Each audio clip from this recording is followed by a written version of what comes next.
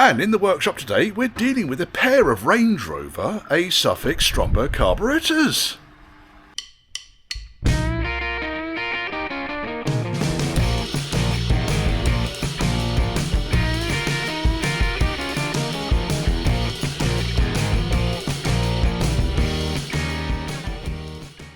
Goes without saying, please check you're subscribed, even if you think you are. If you're not, why ever not?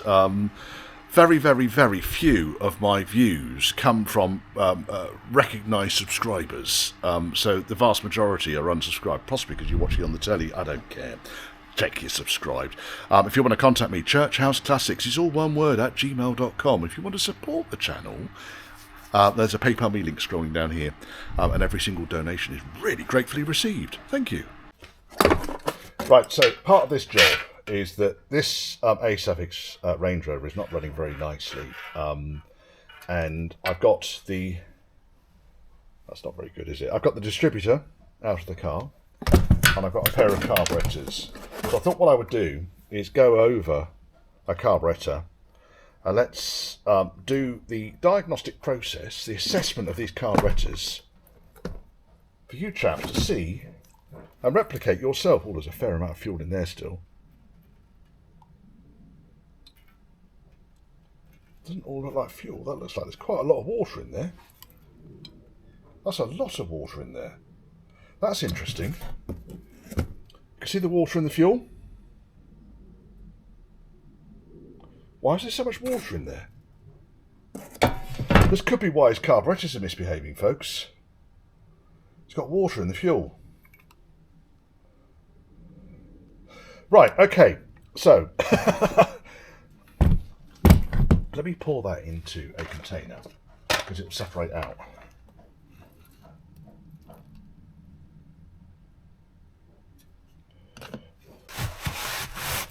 Right, clean the dirty tray up, paint all over it, but it's good enough for the purposes of cleaning a carburetor off. So we'll start with this carburetor. This is the right-hand carburetor. It's got a nice tag on it, 3881, right, which is good. See the throttle spindle. If I open the throttle spindle a little bit, I can feel some play in there. Wide open, not a lot of play. Disc isn't locating properly. There's a load of space around the bottom there. Could just be down to the idle screw. Does the piston lift? Piston does lift, but it's very heavy. What's going on there? Take out the damper. Right, piston lifts much easier now. Let's get this off.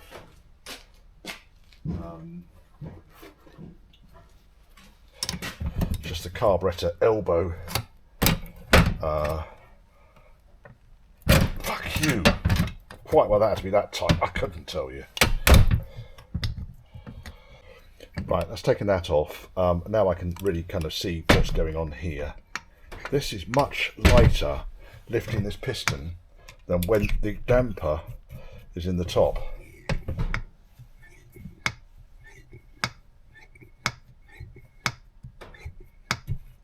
I need to double check on that. I don't think they did different dampers. Fairly sure they didn't do different dampers. Okay, dash pot off next. We'll see what's going on with the carb piston, the meter needle, which in this particular carburetor installation, this is an earlier Stromberg carburetor, the jet is adjustable, so the meter needle will be fixed.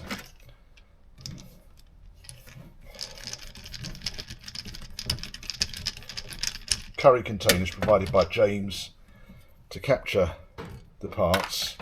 James, you need to work on providing the curry, not the container. Or the curry in the container.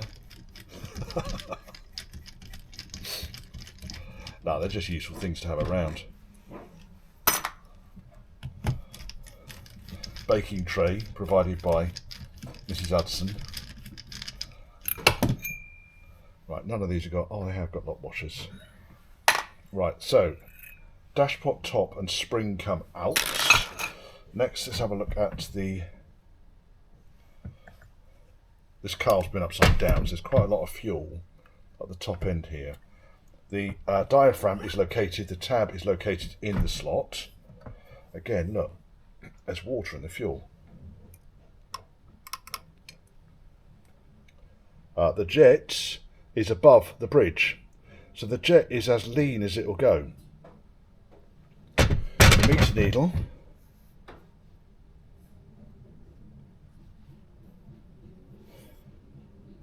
might be okay. We'll have a look at that in a minute.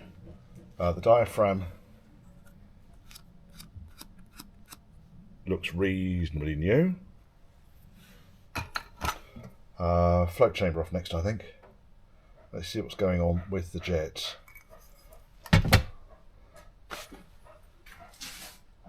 Screwdriver. So we take this apart.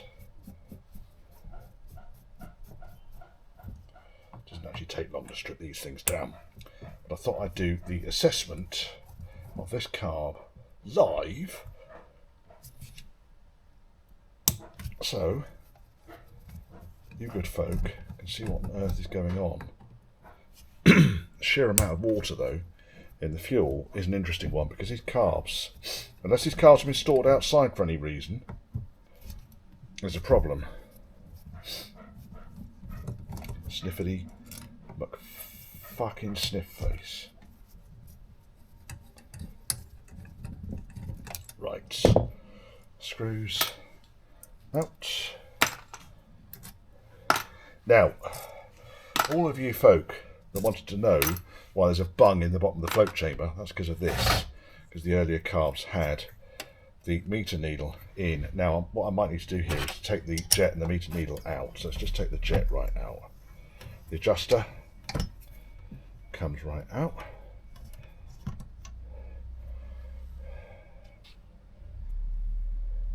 That does not look pretty, does it?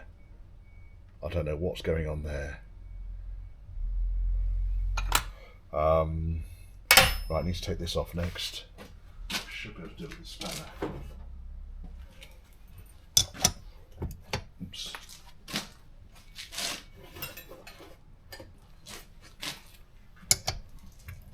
Five eighths. We do it on the edge of the bench here.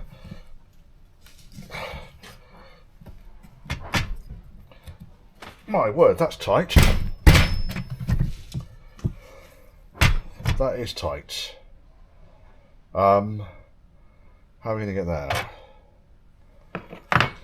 With a socket. There we are. Just put a socket.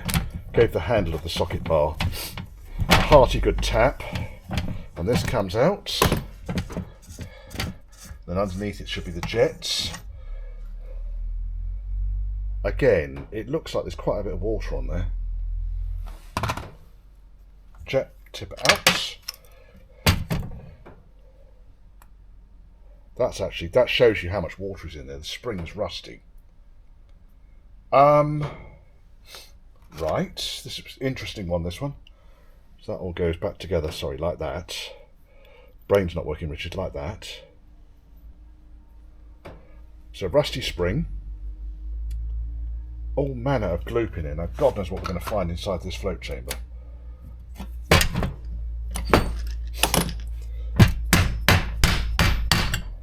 That's off.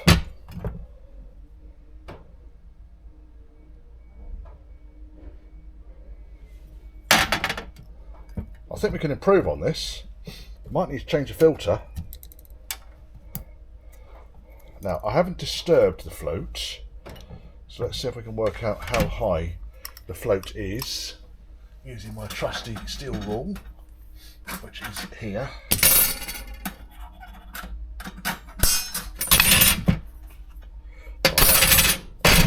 Might need to just take that piece of gasket off there. Right, that's off.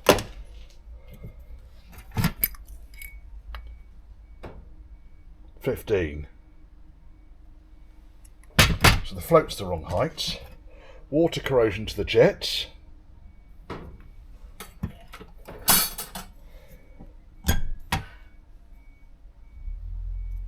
Float feels alright.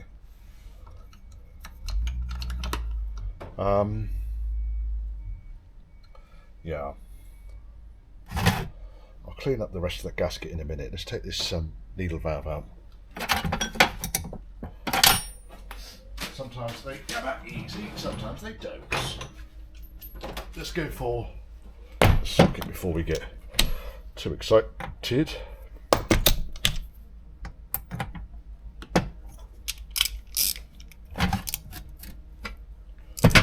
And mount that on the bench.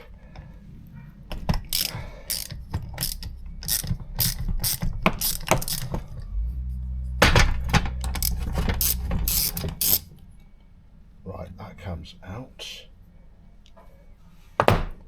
Filter is completely jammed up on there. That's disgusting. And then lots of alloy corrosion going on in here. That's interesting. Right, next I need to get these two screws undone to get the butterfly out. Now the butterfly is quite loud there. The butterfly's installed correctly, so we've got the float chamber end of the carburetor and the dashpot end, just in case you're losing track. The two dimples need to be below the throttle bar, the throttle shaft, and the dimples need to be pointing inwards towards the inlet, okay, and not outwards towards the carb throat. Now let's find a screwdriver that gets these undone. Sometimes these undo easily, and sometimes people go absolutely berserk with the thread lock on them. That one was good, just enough thread lock on it to hold it in place.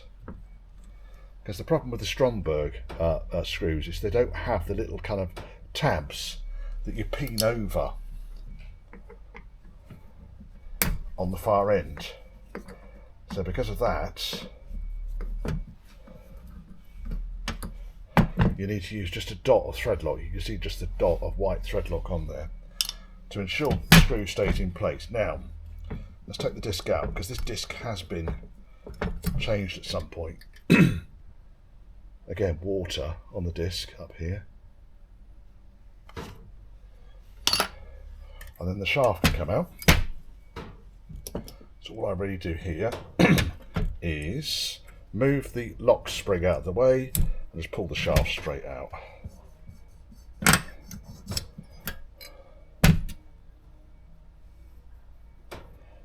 There's some roughness on that shaft, it might be a bit past it. I'll double check it.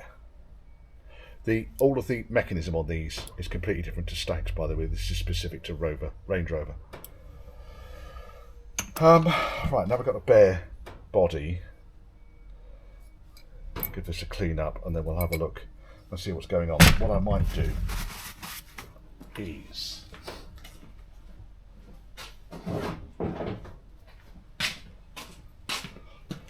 right hand, I'm going to take the other carb apart while we're here.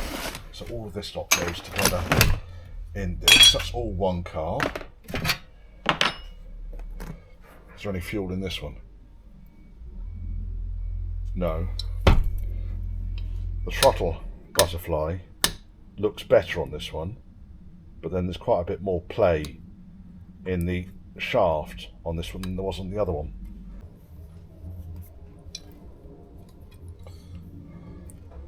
Water. I'll just double check he didn't store these outside for a week before he brought them over, but I don't think he would have done. Look, what's going on? Rusty water. Doesn't even smell of petrol at all. Look at it all.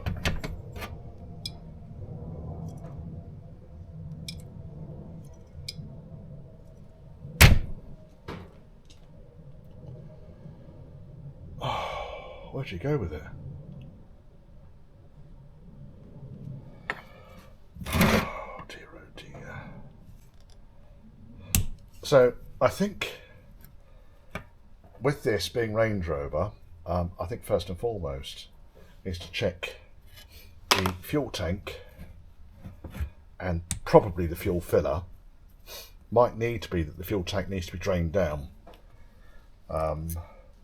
if the fuel tank, because these are steel on this age of car, if the fuel tank hasn't been out and the fuel tank is full of water, then it's probably going to be rusty on the inside, which might not have rusted all the way through, but as soon as you kind of start it up, you're going to end up with clean blue towel, all of that shit in there. Look at it all. That's just all brown gloop. That's what's pouring out of this thing.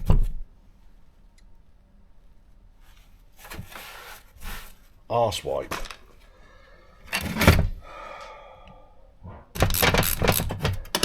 Here comes the retainer. There should be a nice big O-ring around this as well, which is all part of the kit. Tip. This one looks in better condition. There's less water damage, but there is still rust on this spring down here. That spring comes off there like that. That's still rusty.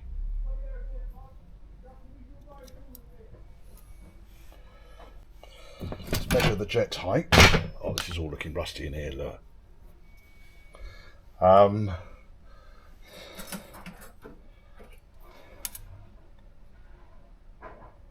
14 mil. So the jet heights were wrong. The carburetors are full of water.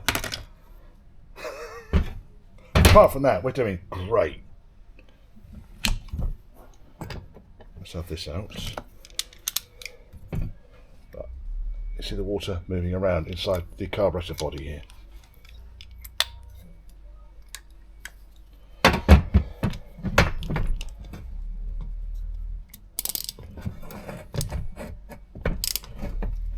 Come on. There we are, you're out. And that's all gummed up as well. God knows what his filter's like.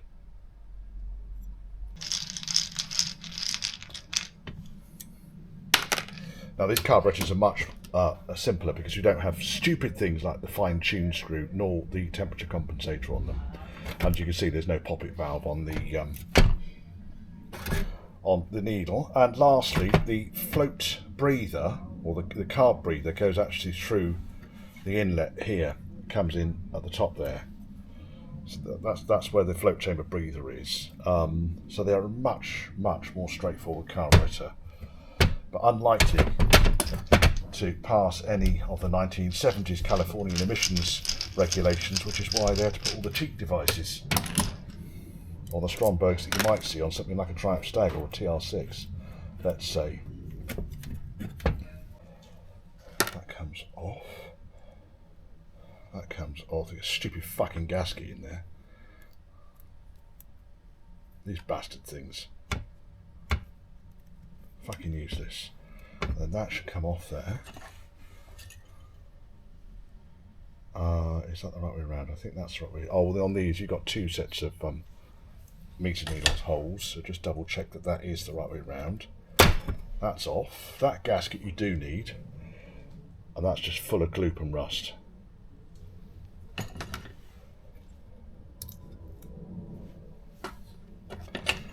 Right, okay, to get the throttle shaft out of this thing, we need to undo that little chappy there.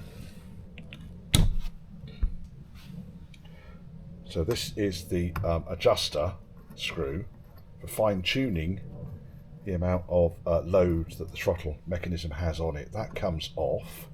That goes back on there. I'm probably mindful of the photographs. Perhaps we should just take a photograph of how this thing went together. Whoops. It goes.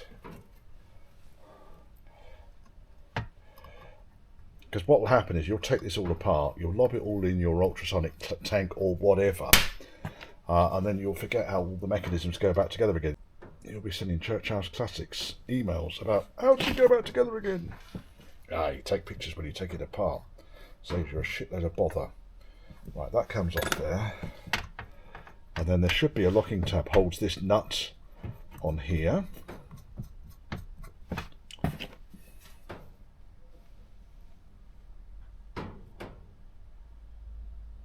Like that.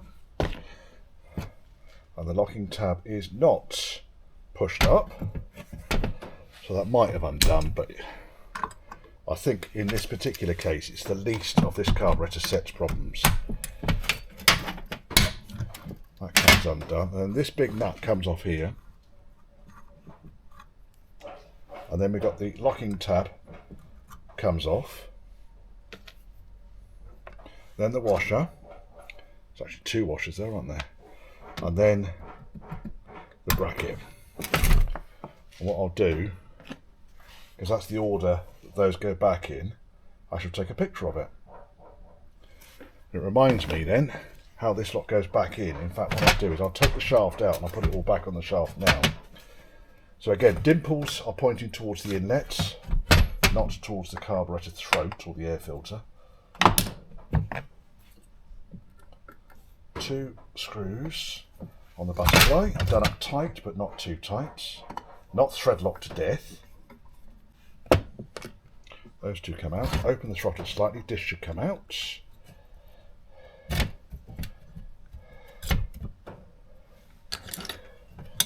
And then retaining spring past the idle speed to stop.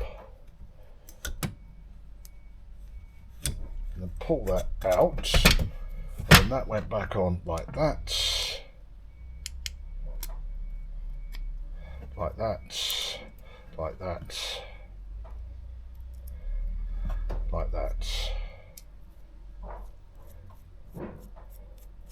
And if we're going to do it properly, we might as well put this back on as well.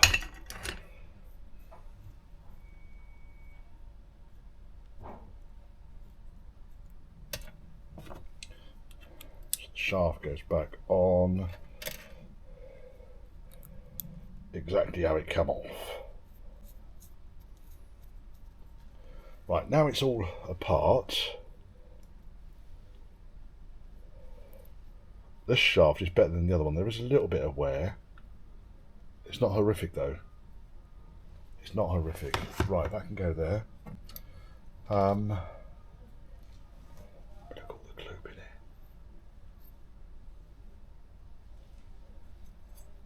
Might be breathing a bit heavily too.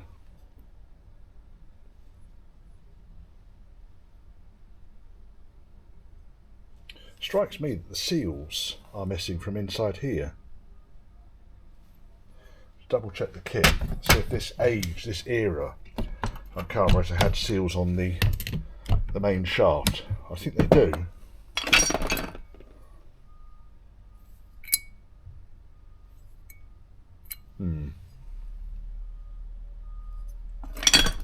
These are going to need a bit of a deep cleanse, aren't they, really? Because they're just absolutely full of shit. Well, that's all back together again now with new gaskets. Lined up the jet on the bottom there. The piston now rises a lot easier and drops down a lot easier. I'm suspecting that the jet wasn't aligned with the meter needle. And I'm going to have to show you on the other carb, when I do that, I'm going to have to show you how you align the jet and the meter needle. But that is all kind of together now. So I'm happy enough with that. Right, let's get on with the other one. This complete disaster zone. And this is exactly the same. It's just horrendous. And as you can hear, the British summer weather has arrived. There we go. So just really just tidy up, get rid of the worst of the gaskets off here. These have been on here some time, I think, these gaskets.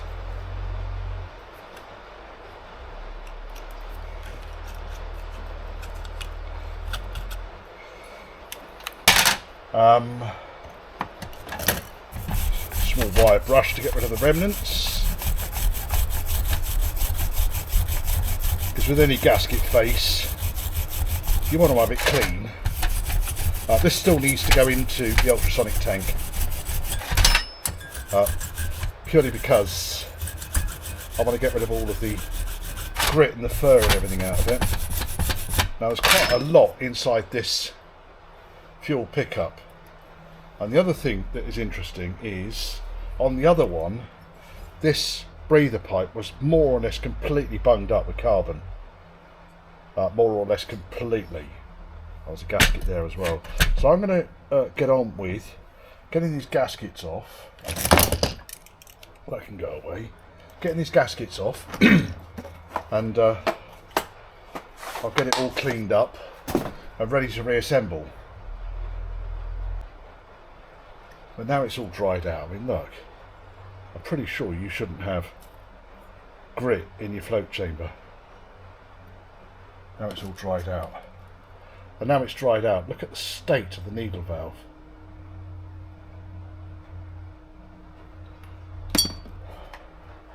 And the jets. So it really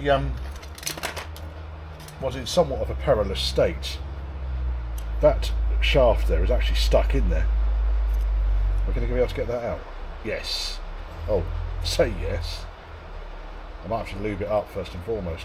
Shaft is stuck in there. Might have corroded in. Right, I shall. That can go in the ultrasonic tank then, because that will just clear off all of that shite. Piston I'm okay with. Butterfly I'm okay with. Float chamber needs to go in. Jet needs to go in. Throttle shaft I'm going to probably... Oh, look at that. I'm not so sure that should be rusty. We've been over it, Richard. We've been over it. Stop already.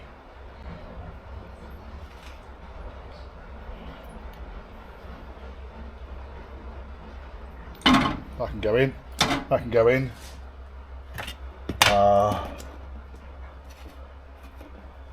Lob that in just to see if we can recover it. And the carb bodies. I'll take these gaskets off, and we'll see where we get to with it. It's going to be better. I might lob that in actually, just to let's degrease it first.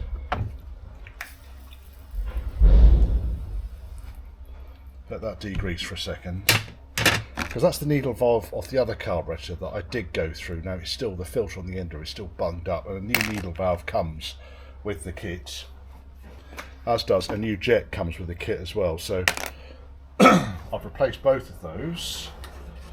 Ta-da! Right, let's start putting this thing back together again. So I've got all of the bolts and bits and bobs just sitting in a degrease solution down there. I have got the jet, and that's interesting because there's a huge amount of crap stuck in there as well. Now that might have been because of the ultrasonic tank, I couldn't tell you. No, it's just a bloody great big lump of shite. But overall, that's the jet housing. The jet goes in here, that's the jet. That's jet housing. Make sure you keep all the various washers and bits and bobs that are associated with this. So there's a small washer there that holds the spring down, okay? So as it comes apart, be sure you've got all the bits. Now they do actually provide a very helpful diagram with the kit. So a big washer on the top there, probably because they didn't space it correctly. Little washer on the bottom there to spread the load from the spring on the base of this bit. And that's where the adjuster for the jet goes in there. So the meter needle goes into that hole there. And then you need to centre this whole device up. It needs to be centred to the to the dashboard. So we get a new jet, which all I do here is take the old jet, throw it away, put the old spring and washer back on, and then insert it back into the new housing. That's one job. I really want to just double check that there is no kind of contamination or anything on here still. So the spring de-rusted quite nicely in the ultrasonic tank.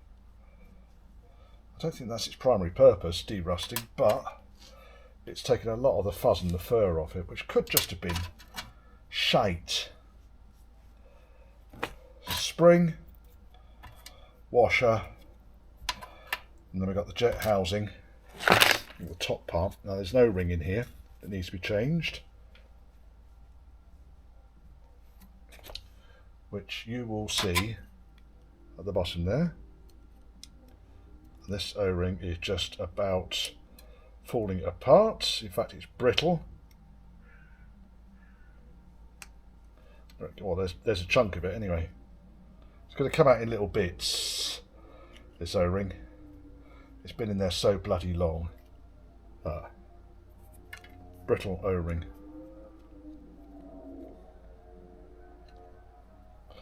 And all these O-rings are provided in the kits that I buy from Berlin, berlin.co.uk, and the kit part number in this case is CDSK, so that's Charlie Delta Sierra Kilo 12, CDSK 12 service kit, and it's for the 175 CDS type carburetors. Covers the range, but specifically this kit is for the carburetors where the jet is adjustable and not the meter needle, as it is with the later carburetors. Right, I think we've almost got that. I'm not very good with knives, so turn away if you don't want to see me with a fucking knife in my hand. Right. There is still quite a bit more gloop in there, you know.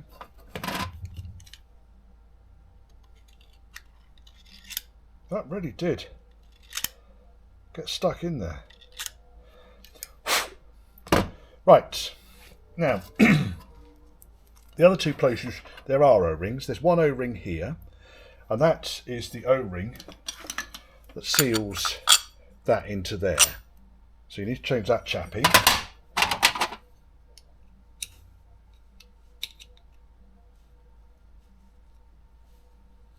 And again, this one's a bit on the brittle side. I was able to tear it quite easily. Rubbish. U-O-ring. Little bit of petroleum jelly, just to ease it into place. Save it having any issues. I can go there. Just ease it over the outer part of the jet housing. And that's in. Then there's also an O-ring on the adjuster. So that chappy needs to come off.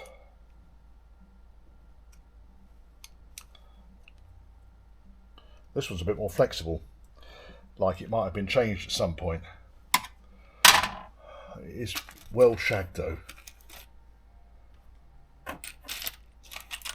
That's the O-ring that goes inside. So there's that one. And a bit of petroleum jelly as we put it into its position.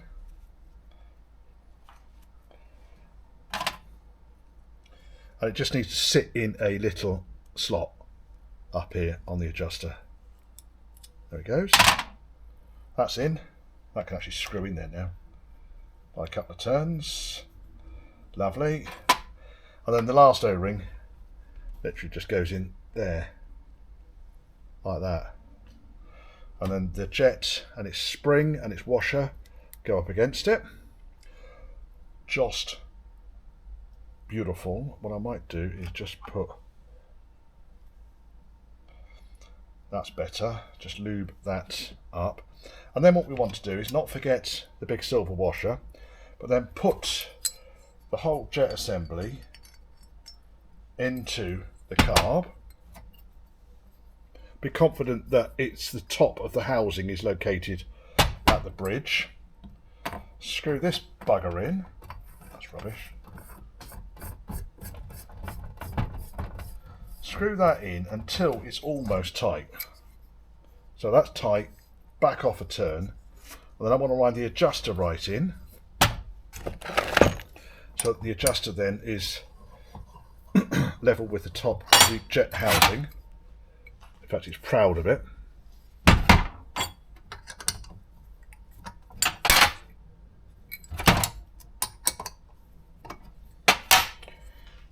So we've now got the jet, the meter needle and everything is all kind of level. Now, is that then going to be enough to allow it to move? No. So that wants to back off a whole turn, I reckon.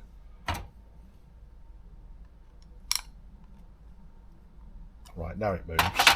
And then what I do is get the dash pot with the meter needle. One thing I did want to do, by the way, I wanted to just double check the meter needle part number here. So undo the grub screw on the side, a couple of turns, needle should come out, get the loop. I think they're 2AQs, yeah, it's 2AQ meter needle. Is it in good order? I would say so. Fingernails are very good at picking up any sort of imperfection. So that's good. The only thing I can't tell you is if it's straight or not. Then line it up so the shoulder is flush with the end of the carb piston. Do up the grub screw. That's in. And then drop this chappy into the carb, making sure that the diaphragm and the tab line up. Right. It wouldn't quite go down then, but I just gave it a little shove, and that was enough, probably to move the jet to where I want it to go to. Now, 2 screws on this, just to hold it in place. This isn't so much about doing the cap up as centering the jet.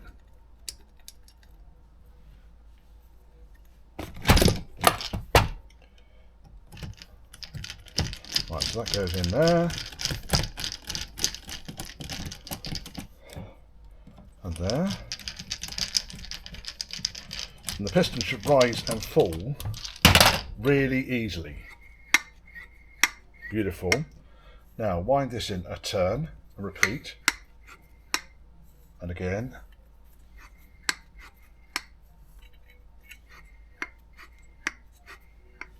And then tighten it.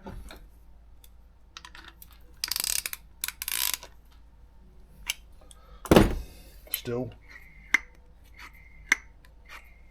Yeah, and now when I take this out, the jet will be centred to this dash pot, this meter needle, and this diaphragm. You'll see what I mean when I take it apart.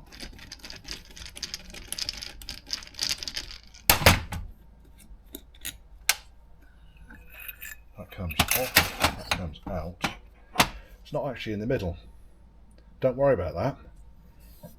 That's where it needs to be. Okay? That's why I think they have so much bloody movement on them. Now, the other thing I do is I get the I get the jet so the jet is level with the top of its housing, which is more or less there. Then I give it a turn and a half. So half, 1, half. That's dropped that down, probably enough for me to be able to get the engine started. Right, then this can now go back in.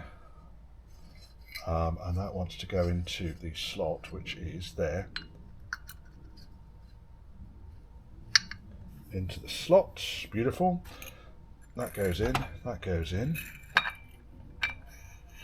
The line on the cap matches up with the line on the body of the carburetor. Sorry if I'm teaching Granny to suck eggs, but a number of times I see them wrong.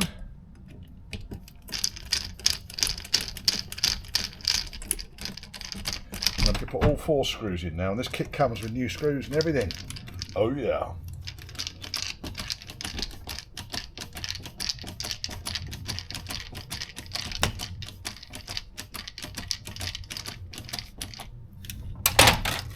The last 2.